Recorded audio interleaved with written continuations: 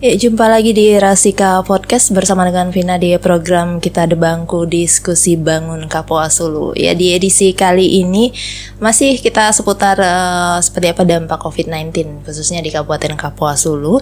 Dan kali ini Vina nggak sendirian, sudah bersama dengan dua orang narasumber kita kali ini. Ada Bapak Usman di SCMM selaku Kepala Dinas Kependudukan dan Pencatatan Sipil Kabupaten Kapoa Sulu. Selamat siang, Pak. Siang. Iya, dan juga dengan Bapak Saiful Bahri SPDI selaku staf pelaksana pada Dinas Kependudukan dan Pencatatan Sipil Kabupaten Kapoa Sulu. Pagi, Pak. Ya, dan tentunya kita seperti Vina bahas tadi masih membahas seputar dampak COVID-19 di Kabupaten Kapoa Sulu. Kita ketahui COVID ini berdampak semua aspek kehidupan masyarakat tentunya. Nah, bisa dijelaskan sedikit nih Pak, seperti apa sih dampak dari pandemi COVID-19 ini khususnya pada program dan juga kegiatan yang ada pada Dinas Kependudukan dan Pencatatan Sipil Kabupaten Kapoa Sulu?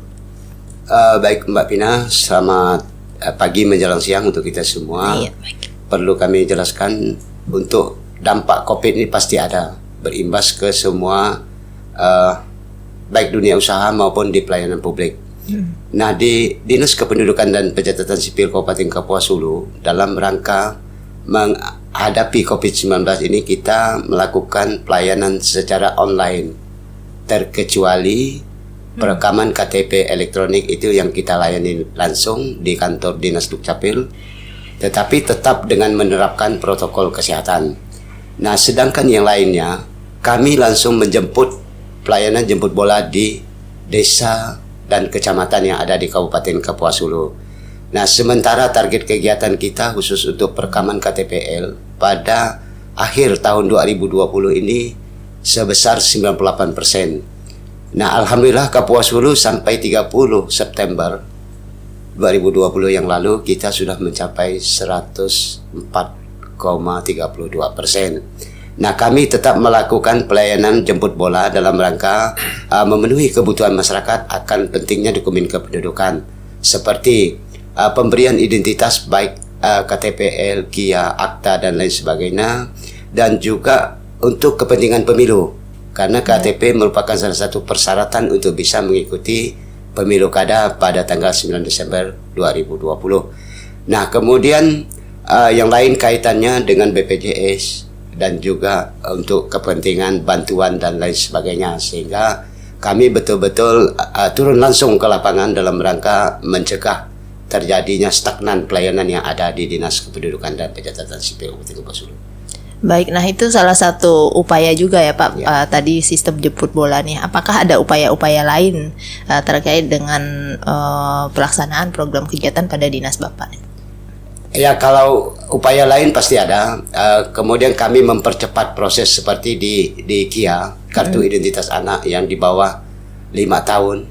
Itu yang sepanjang anak-anak sudah memiliki akta kelahiran dan tanpa menggunakan pas foto, ini langsung kami cetak langsung. Itu salah satu upaya dalam rangka meningkatkan cakupan kepemilikan akta kelahiran.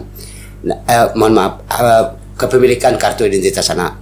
Nah, kartu identitas anak di Stratnas Nasional Rijen Dukcapil target di tahun 2020 ini 20%. Nah, Kapoa Sulu alhamdulillah sampai 30 September kita sudah mencetak sebanyak 30.452 anak atau keping, sehingga persentasenya kita sekarang sudah berada di 42% untuk kepemilikan kartu identitas anak.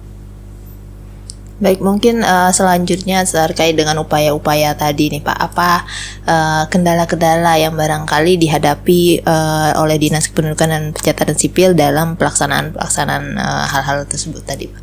Baik Mbak Pina, kalau untuk kendala sudah pasti ada. Yang pertama, kami terkendala dengan banyaknya data yang tidak valid yang dimiliki oleh warga masyarakat kita.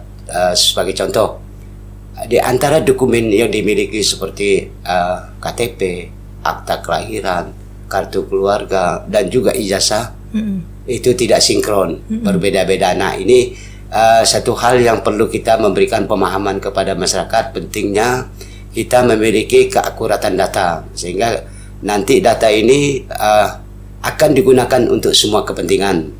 Kemudian yang kedua, kendalanya pasti pada masalah jaringan. Nah, jaringan kita dalam beberapa waktu terakhir ini dengan menggunakan fiber optik, kita selalu mengalami kendala sehingga pelayanan kita kadang-kadang kami harus sampai subuh harus mencetak. Seperti kalau pelayanan jemput bola kami harus cetak langsung di lapangan. Nah, jadi kendalanya pasti yang pertama masalah keakuratan data, yang kedua pasti masalah jaringan. Iya. Nah, mungkin terkait ini juga nih Pak, tadi kendala dan juga upaya yang telah dilakukan, apakah dari Dinas Kependudukan dan Pencatatan Sipil ini punya inovasi khusus nih Pak, gebrakan tentunya dalam masa pandemi COVID ini agar tentunya program dan kegiatan pada dinas Bapak bisa tetap berjalan? Oh ya, baik. Kalau untuk inovasi kita banyak di Dinas Kependudukan ini, masing-masing bidang ini punya inovasi. Nah, sebagai contoh ada di bidang pihak. Di bidang pihak ini ada namanya SILOK, Sistem Informasi Laporan Kependudukan. Nah, di situ kita bisa melihat berapa persentase kepemilikan atau berapa pelayanan yang kita berikan pada hari ini dan sampai direkap sampai akhir tahun. Nah, kemudian ada namanya Perijanda, pelayanan prima jangkauan desa dan kelurahan. Nah, juga masih banyak yang lain-lain. Contoh di bidang TU kita langsung menjemput warga masyarakat yang sakit, kita mendatangi langsung ke rumah, termasuk disabilitas. Nah, itu wajib kita datangi sepanjang memang ada informasi tentang warga kita yang belum memiliki dokumen kependudukan, baik KTP, akta maupun KIA dan lain sebagainya. Nah, inovasi ini cukup banyak yang ada di kita dalam rangka mencegah pandemi COVID-19 ini.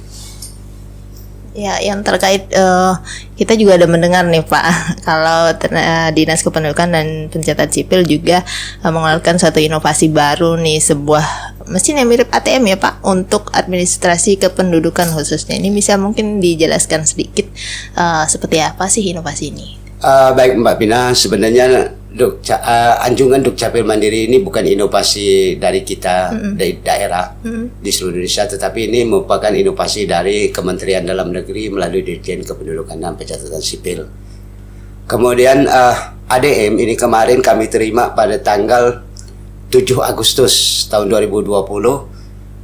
Kapuas Hulu termasuk satu dari 15 kabupaten kota yang ada di Indonesia yang menerima bantuan hibah pinjam pakai anjungan Dukcapil Mandiri. Nah, mesin ADM ini dia mirip dengan ATM dan dia agak lebih besar, lebih besar. Nah, nanti di ADM ini bisa mencetak KTP, bisa mencetak KIA, bisa mencetak akta kelahiran dan bisa mencetak kartu keluarga. Nanti setiap warga masyarakat yang ingin mencetak di ADM harus melalui verifikasi terlebih dahulu di Dinas Kependudukan dan Pencatatan Sipil. Nah, ADM ini sesuai dengan arahan Pak Dirjen, tidak boleh ditempatkan di kantor dinas, tetapi harus ditempatkan di tempat-tempat fasilitas umum. Nah, sesuai arahan Pak Bupati dan Pak Sekda, maka untuk ADM yang ada di Kabupaten Kapuas Hulu baru satu, mudah-mudahan nanti ke depan bisa bertambah. Untuk sementara waktu ini nanti akan ditempatkan di halaman Bank Kalbar. Ini salah satu untuk keamanan daripada ADM itu supaya tidak terjadi coret-menyoret di dalamnya, karena memang ini langsung connect ke dalam database kita, Mbak Vina. Dan ini sudah bisa beroperasi ya Pak? Insya Allah hari ini kita sudah janji dengan penyedia untuk memang kita sudah merakit, cuman memang kendala kita kemarin kita masih sebenarnya kita sudah lama, pada tanggal 7 Agustus kita sudah mengajukan permohonan Samkat Reader, yaitu pembaca kartu, dan juga untuk jaringan VPN, Virtual Private Network, yaitu untuk jaringan PISAT. Nah, kita sampai saat ini belum mendapat balasan dari Dirjen Dukcapil terkait dengan fasilitas-fasilitas yang ada dalam ADM sehingga ADM tersebut bisa kita operasikan. Kemudian yang kedua, kemarin kita juga sudah mengajukan di anggaran perubahan untuk pembangunan kios anjungan Dukcapil Mandiri melalui APBD perubahan. Baik, nah mungkin nih terakhir nih Pak ya, barangkali ada informasi maupun juga himbauan baik dari Bapak selaku Kepala Dinas Kependudukan dan Pencatatan Sipil maupun juga sebagai bagian dari gugus tugas COVID-19 nih kepada tentunya masyarakat yang ada di Kabupaten Kapuas Hulu. Baik Mbak Pina, untuk himbauan kami yang pertama, kami menghimbau kepada warga masyarakat kita di Kabupaten Kapuas Hulu yang sudah mempunyai hak untuk mendapatkan KTP elektronik, yaitu berusia 17 tahun atau sudah menikah, supaya segera melakukan perekaman baik di dinas maupun di 23 kecamatan yang ada di Kabupaten Kapuas Hulu. Karena apa? Karena apabila tidak memiliki KTP, nanti warga masyarakat kita tidak bisa menggunakan hak pilih pada pemilu kada pada tanggal 9 Desember yang akan datang. Nah, selama pelayanan kami mengharap kepada warga masyarakat kita yang ada di Kabupaten Kapuas Hulu tetap menerapkan protokol kesehatan, menjaga jarak, mencuci tangan dan menggunakan masker. Nah, yang kami dari dinas, insya Allah nanti sepanjang ada permintaan baik dari kepala desa, nah di sini kami mengharapkan peran dari kepala desa untuk bisa mengkoordinir warga masyarakat desa yang sampai saat ini belum memiliki dokumen kependudukan baik KTP, akta maupun KK, agar bisa difasilitasi dan bisa menghubungi kami di dinas, dan insya Allah nanti kami yang akan turun langsung ke lapangan. Nah, sebagai informasi, tahun ini kita bekerja sama dengan Pengadilan Agama dan Kementerian Agama yang untuk melaksanakan isbat nikah.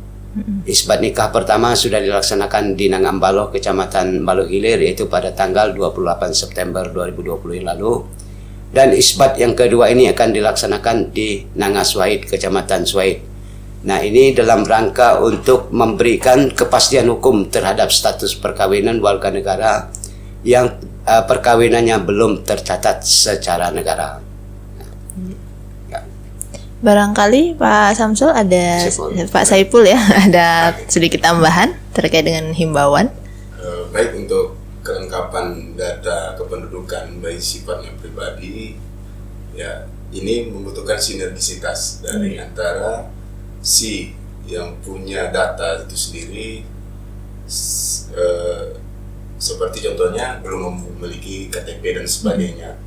Nah, sinergisitas itu tentunya dari kami dari di kantor Dukcapil Kabupaten Kapuas Hulu juga menyerahkan kepada elemen yang di bawah kami, seperti adanya RT, lurah dan sebagainya, kepala desa, untuk segera menjemput bola terhadap warganya yang belum memiliki data kependudukan. Artinya data ini bukan hanya tanggung jawab dinas semata, tetapi unsur-unsur lain yang memang harus memiliki elemen data yang kependudukan yang harus diselesaikan seperti itu.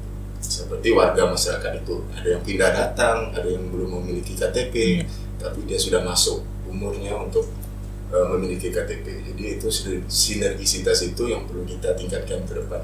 Baik, tentunya kerjasama baik antara masyarakat maupun instansi terkait ini ya.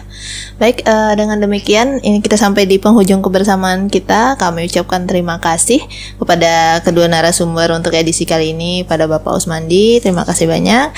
Juga Bapak Saipul, terima kasih banyak sudah berbagi informasi bersama kita di Rasika Podcast kali ini. Dan pendengar setia semua, sampai di sini kebersamaan kita. Kami mohon maaf jika ada salah kata atau kata yang kurang berkenan. Dan Vina yang bertugas juga pamit undur diri dari ruang dengar Anda semua. Sampai jumpa di Debangku edisi berikutnya.